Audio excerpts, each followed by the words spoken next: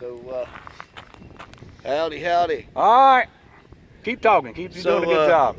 We're going to be back at Uncle Johnny's in a couple of days, and then I guess Ramdino's going home, and I'm going to stay on trail. You're going north. I'm going north. I'm awesome. going to hit Katahdin. One way or another, I'm going to hit Katahdin. So, I guess we'll get on trail and see everybody down the road. All right, y'all. This is, of course, Ramdino with Phoenix, and we are boots north.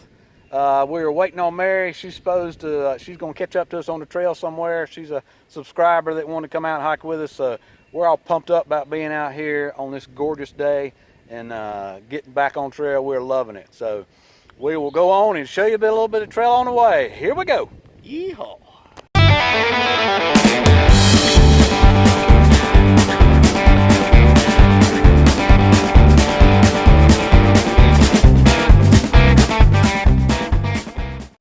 All right, so we have just come up from Rectal Laurel Road.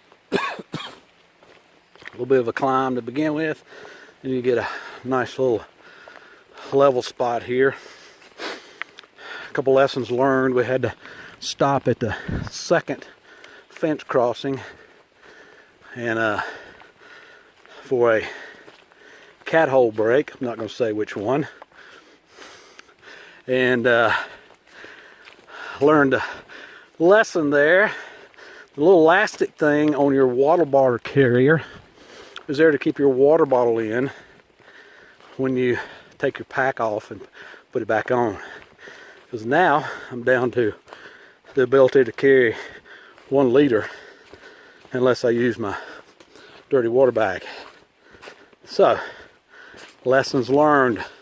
Gotta learn something every day or you ain't trying. All right, here we got another up. As Underdog says, I don't talk on the ups. Check into you later. All right, so the climb out of Rectal Laurel Road continues, and it is a heck of a climb with very few switchbacks. But one thing, and there's plenty of water here. We've had a lot of rain. And one thing you'll get is a view like this. Hey there. Hey, how's it going? All right, you're good. Keep your seat. Well, this is the best way across. Yeah, we're good. Don't get up on our occasion. All right. So today has been amateur day. Do you ever have days when you feel like you just can't hike? I don't mean physically. I mean, I guess mentally, or just don't have your stuff together. So, I told you before, I had lost my water bottle. Well, I found out I hadn't lost it. I had just misplaced it. Now, my wife's watching this. She's probably giggling about that because I misplace everything. I misplace car keys, shoes, you name it, I misplace it. And so my family has to go on a hunting expedition to find everything. So it's just normal for me to go, where's such and such? Have you seen my car keys? Have you seen my phone? I don't know. Let me look for it.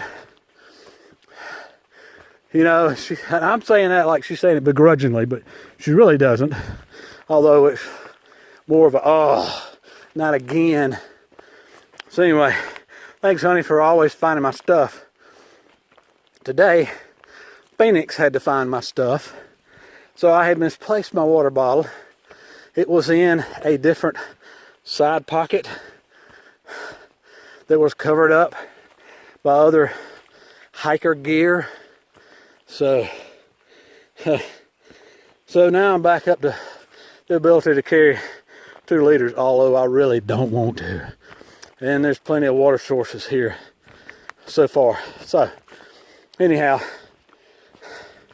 also another way I can't hike was, I don't know if I told this story or not. If I tell it again, I'll edit it out. But got down to the gap, Devil's Fork Gap, got the shuttle driver, got our packs out, put my pack on the ground, looked at it. I went, oh crap. I had just bought a new piece of hiker gear. Not gonna say what it is because it'll tell you who I got it from. I'm a walking, talking advertisement from them with, should have bought stock in the company, but I didn't. So I'm not going to do a free advertisement with them. But anyway, so I bought something that serves as a lid, among other things. Brain, some people call them. So I got out, got my pack, set it on the ground, looked at it. My lid was not on it. I'm like, oh great. I've left it in the truck back at the hostel. I'm like, okay, what was in the lid that I could do without? Well, I have my first aid kit. I got Phoenix here so he can share. I did not have my trowel or my TP. Did not know how much Phoenix had. And that was one thing that's a little disconcerting. And so the shuttle driver goes, no problem, throws me a roll of toilet paper, believe it or not, which is on the black market now is worth about $8 if you can find it. Anyway, I had this flash through my brain that, you dummy, your pack's upside down. Yep, rolled it over, there's my lid, everything's right where it's supposed to be. I'm like, good gosh, what an idiot. So some days you just can't hike. Now how many feet you put in front of each other? So today, so far back, I'm back to status quo. Got my lid, got my water bottle back. Now, we're gonna see what I leave at camp on the way. So far, I cannot recall anything that I have not taken. So as my usual section hike dialogue is, what have I left at home? So far, I don't know if I've left anything at home. I don't think so. We'll see. In any case, I thought you'd like to see a part of the trail. Oh, best part is that Mary called up to us. So Mary's a subscriber and she wanted to go hiking. She lives in the middle of Tennessee and she was kind enough to drive all of the 4 hours to get here. And so we had to leave before she got here. She had some kind of issue that delayed her a little bit. But the shuttle was ready to roll.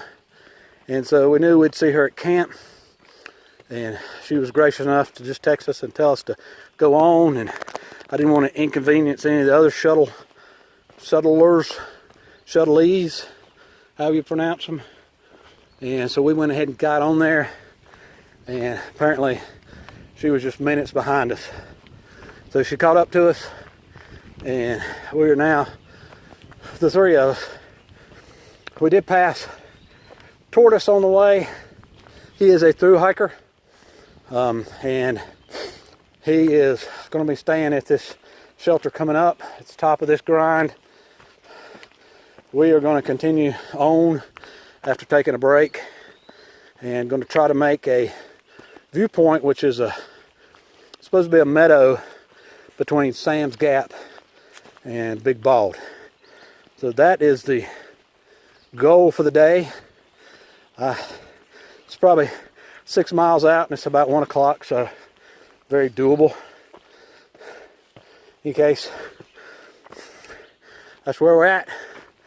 All right, we will Charlie Mike and catch you a little later.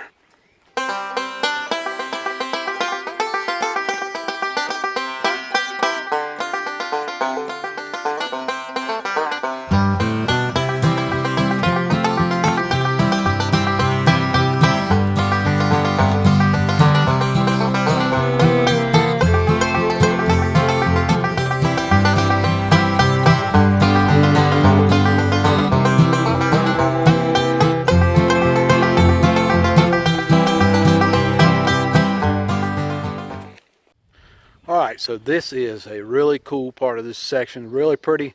I think I've peaked out and getting ready to come up on the shelter another mile or so, but you come out of the woods, pretty much walking right down the state line. That's what this fence line is, running down through here. I've been seeing these survey silver posts in the ground. It typically indicates the boundary line of the state.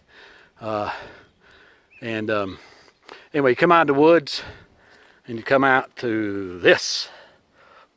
Boom. Ain't that pretty, y'all? Absolutely gorgeous. What a pretty, pretty day.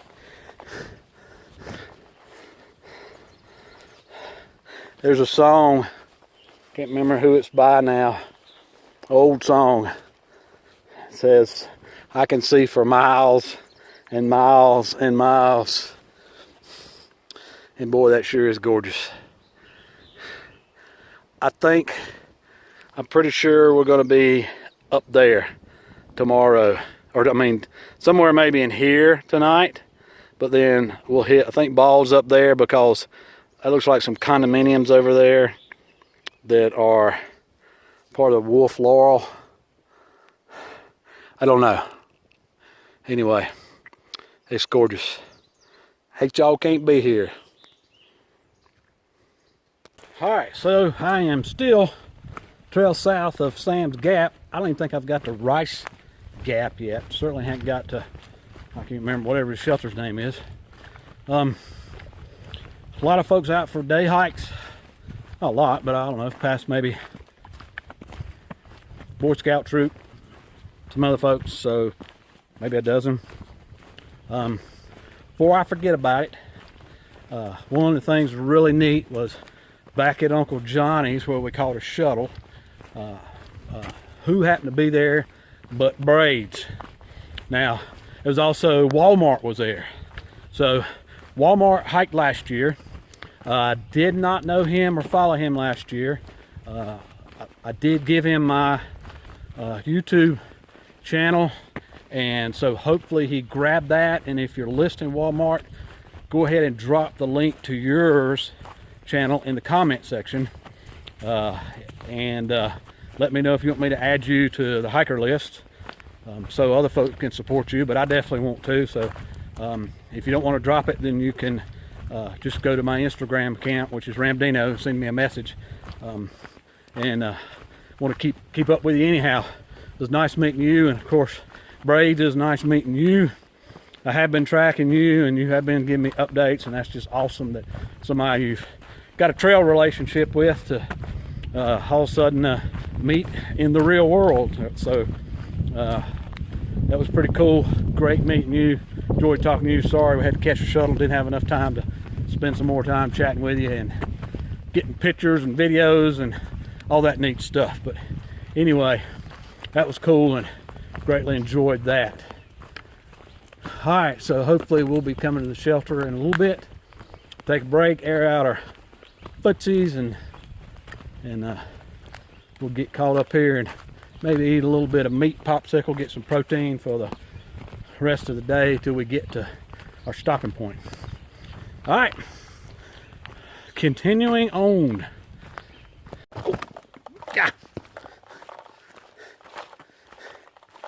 So I should be coming into Sam's Gap here in another mile or so. This section from Devil's Forks to Sam's a pretty tough section. Pretty much up 2/3, 3/4 of it's really a climb.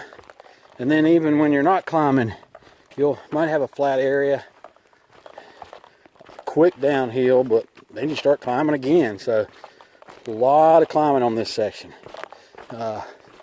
Might be better to do it solo if you're just doing it for a section and you don't want to do all that climbing. But anyway, should be going all downhill now. Huge shout out to Marlene, the trail angel. She left Phoenix and I our own individual bags of trail magic that was literally overflowing, and was enough in there for a complete 3-day resupply. So thank you, Marlene, so much for that. That was awesome. And a lot of goodies in there. good word in there too, and greatly appreciate that. So the plan is to get to Sam's Gap and continue on to from Sam's Gap. It's about 2 miles, most of it up to, it's just listed on Gut Hooks as a view, but it's my understanding it's a meadow. And then from talking to some folks, it's got some flat areas for tinning.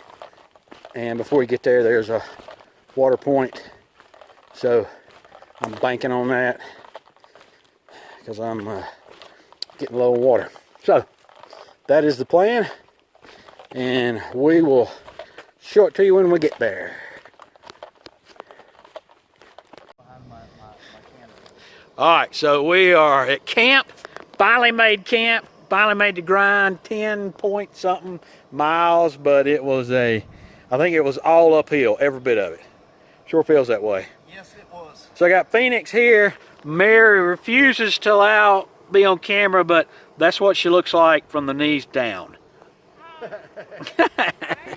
Maybe she'll lose her shyness by the time we're all said and done. But this is camp, and we are here just shy of the meta that's after Sam's Gap. There's old Soul getting ready to go down.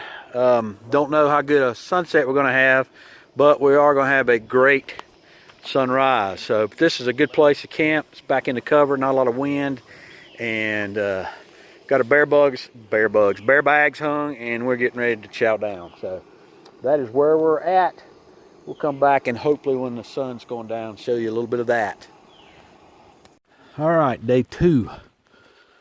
We're about 30 minutes out of camp, and of course we were on top, and the place is just says it's a view, and there is a view, but did not get a sunset, much of one, but well, I'll take it back, it was a good sunset, but trees blocked it from being 100%. But then in the morning I was hoping for sunrise, did not get that because clouds had bald socked in, so had to come down the Street Gap, and now we're going back up to the big bald. Probably have to get some water along the way, and we'll stop up there. But trail's graded really nice through here. Yesterday coming out of Devil's Fork and Sam's, it was straight up. Some switchbacks, not enough. This is graded so far, coming out of Street Gap really well. Instead of going straight up the spine of the hill, it's falling along the side of it. So this is the grading I like. I don't know why when they laid it out, they feel like you got to go right to the top. If there's a view, I get that, but so many times there's not. Maybe there was whenever they laid that particular section out. But anyhow, back on trail, enjoying it. Had a good breakfast. Tried something a little different this time. I'm sick and tired of oatmeal in the morning, so I tried one of those instant breakfasts and threw me some had some powdered milk with it, and which may not have been necessary, but it helped it, and threw some granola in it. That was a welcome difference between that and oatmeal. Had, of course, my requisite coffee, and we were ready to roll. Got plenty of energy in us from protein from last night and this morning, and some carbs, and we're rolling along. All right, see you down trail.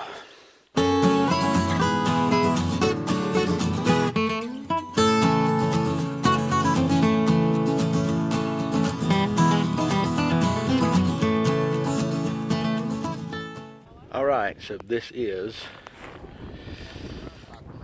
Big Bald. 360-degree views. Pretty awesome. And we stopped here, had us some lunch. I took a nap. woke myself up snoring. Just it's really great. It's not as big as Max Patch, but it's also not near as populated, because the only way to get here is up from Sam's Gap, which I think is somewhere around 12 miles, or you have to, there's a Wolf Laurel ski resort development here, and you have to be a member there. It's a gated community to access the trail. That's a road that runs up here close to it. So anyway, we're getting ready to roll on up the trail.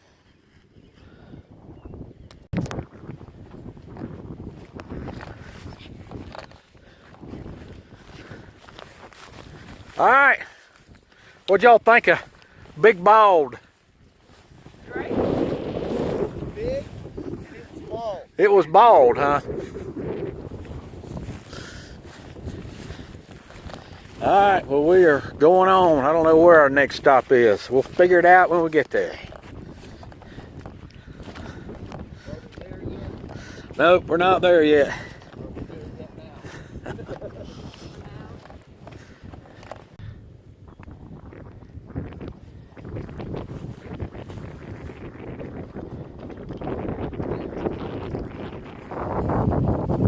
Where'd Mary go? She's behind us there somewhere.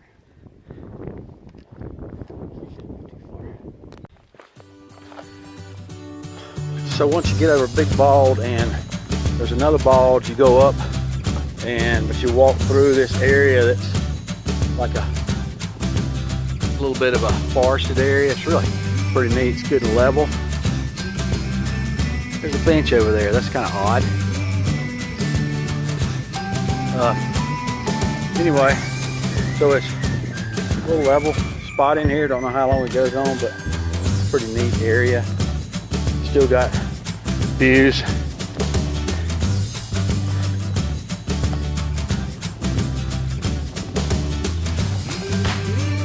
Let's see a little bit of the trail here.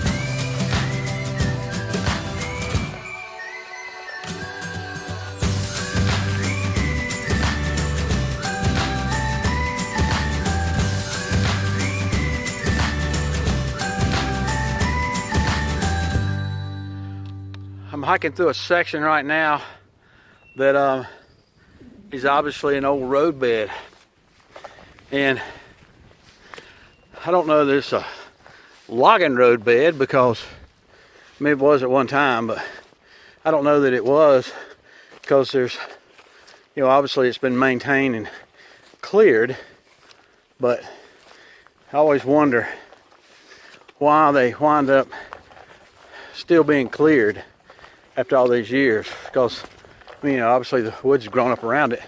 What was it used for? You never get to the end. Your trail always goes off somewhere, but it's pretty interesting to me. Maybe it was a old access road to somebody's property, and the National Forest Service took over their property, and of course it's not being kept up like they did. I don't know. I think it continues that way, and the trail goes this way. So I'm going this way.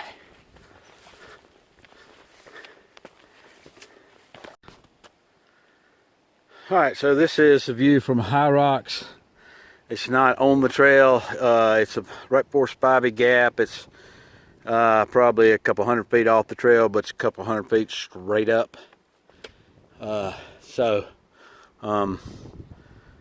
If you've seen enough views on this trip, on this section, then you probably don't need to do it.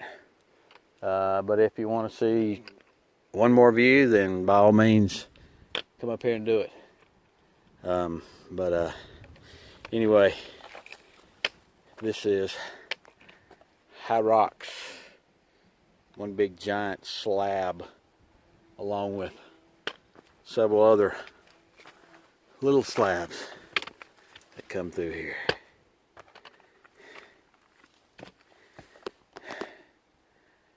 And the rhododendron are pretty though.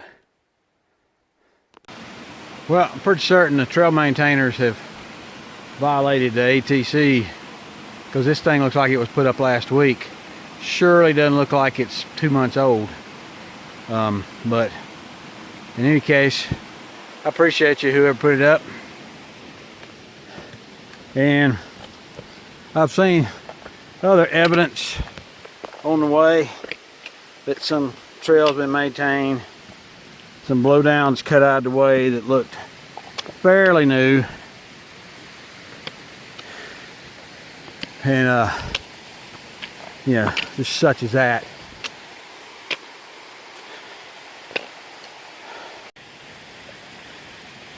All right, I'm coming up out of Spivey Gap. Our target is the dirt road. We got to get up and over this heathen, and it's getting really late. See how low the sun's getting up there in the trees. So it's going to be down below the ridge line here in another 45 minutes. So it's going to start getting dark in these woods. Don't have a lot of gas in the tank. Not real sure about where we're going. I think there's hoping there's a stealth campsite at the top up here. I was hoping to go 2 miles and cut tomorrow down to a 9-mile day rather than 11. But it's probably not going to happen. It's going to wind up being a 10-mile day. I get up out of here. Time I find a stealth spot, start getting set up, start losing light in the woods here real quick. I think the sun sets about 8, but that's when it's below the rise and not below the ridge line. We'll see. But I gotta get back off this so I can get both hands full of these sticks. Alright, so I made it to camp, about 13.6 miles today. It's quite a push. I would have preferred to keep it at 12, but the water and the shelter sources, but water in the campsites were just not working out. So this is where we are. Tomorrow we got about a 9.5 mile day to Erwin. So it was a hard day, tough, a lot of ups and a lot of tough ups, a lot of tough downs through this section. A lot of gorgeous views. But tomorrow we got one big up, and then after that it's all down. All right, I'm gonna eat some chow and turn in and be done for the evening. Sun is already set below the ridge line over there, so it's gonna be getting dark back in here. I think it's also supposed to get a little colder down around, last night it was 50, lower 50s. Today I think it's supposed to be the high 40s tonight. So not an ideal camp spot just because of the roots from these trees there, but it's kind of unavoidable. Roots are everywhere here, so fortunate to find something. My understanding is, looking at Good Hooks in the comments, this is the only place before the shelter, and the shelter I think is another 5 miles, so was not going to try to make that. All right, see you in the morning.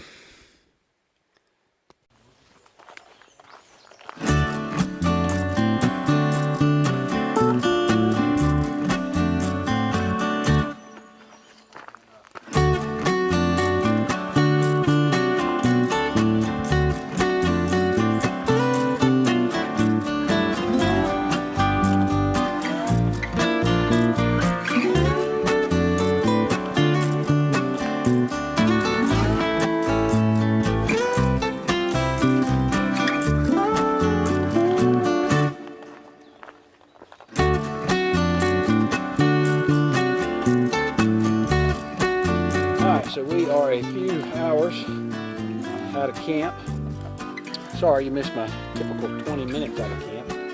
We're a few hours out. We're about 4 1/4 from the river. And I got Mary back there. Say hey, Mary.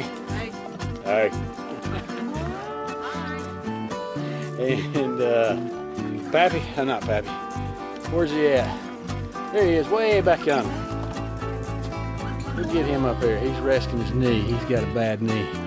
We got Phoenix back here, hanging out, loving the trail, loving life. So this is kind of what it looks like right now. It's been a great weekend of hiking. Hope the other two enjoyed the company. Yes, we did.